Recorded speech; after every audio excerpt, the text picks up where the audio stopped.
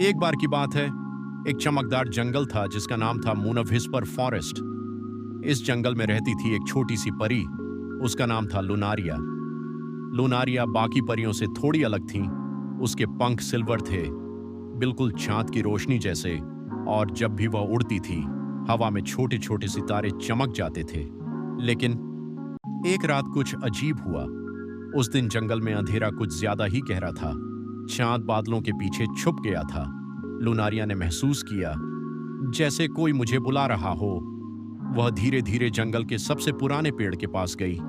The whispering okay पेड़ ने धीमी आवाज में कहा, लुनारिया, अगर तुमने अपनी सबसे प्यारी चीज दे दी तो तुम किसी और की जिंदगी बचा सकती हो।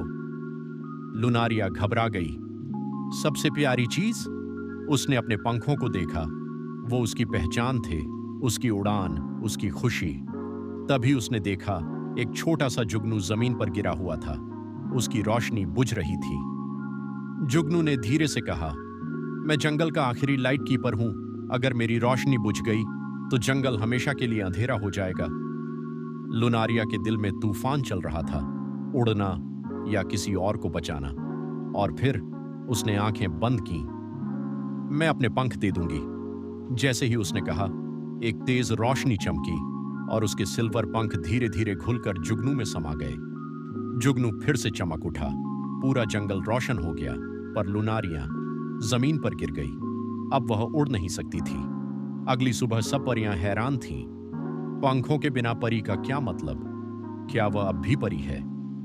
उनकी बातें लुनारिया के दिल को चुभ रही थीं। वह अकेली जंगल के कोने में बैठकर रो पड़ी। शायद मैं अब स्पेशल नहीं हूं। हवा ने धीरे से उसके बाल हिलाए, जैसे कह रही हो, तुम हो। लेकिन लुनारिया को सिर्फ खालीपन महसूस हो रहा था। एक रात जंगल फिर से गहरे अंधेरे में डूब गया। लुनारिया अकेली थी, पंखों के बिना। वह आसमान को सिर्फ देख सकती थी, छू नहीं सकती थी। चांद, तुम तो हमेशा वापस आ जाते हो। क्या मेरे पंख भी कभी लौटेंगे? अचानक जमीन के नीचे से जैसे कोई सांस लेने लगा। एक गहरी भारी आवाज गूंजी, लुनारिया। जंगल के साए इकट्ठा होने लगे। उन सायों से एक खतरनाक शक्ति निकली, शैडो बीस्ट नॉक्टायरा। उसकी आंखें लाल अंगारों जैसी, उसका बदन धुएं जैसा, और आवाज बर्फ जैसी ठंडी। वह हंसा, तुमने अपनी ताकत दे दी, अब तुम कमजोर हो। नॉक्टायरा जंगल की रोशनी खा रहा था। फूल मुरझा रहे थे, जुगनू की चमक कम हो रही थी। उसने अपना साया लुनारिया पर फेंका। ठंड उसके दिल तक पहुंच गई। लुनारिया जमीन पर गिर गई। उसने आंखें बंद कर लीं। शायद मैं सच में अब कुछ नहीं हूं।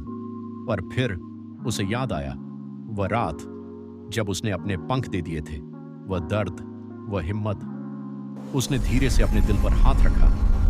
मैजिक पंखों में नहीं होता, मैजिक यहां होता है। अचानक बादल हट गए। पूर्णिमा का चांद पूरी रोशनी के साथ चमका।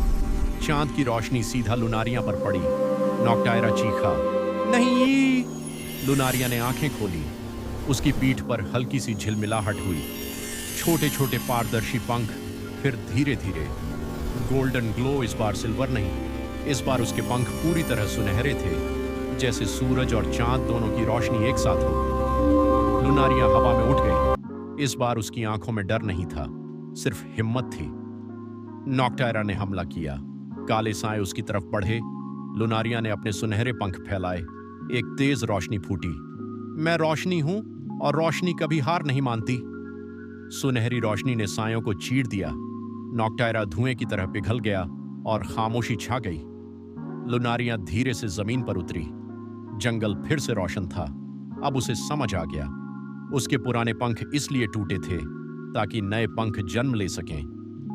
ये सुनहरे पंख सिर्फ जादू से नहीं बने थे, ये बने थे त्याग, दर्द और हिम्मत से। चांद आसमान में मुस्कुराया।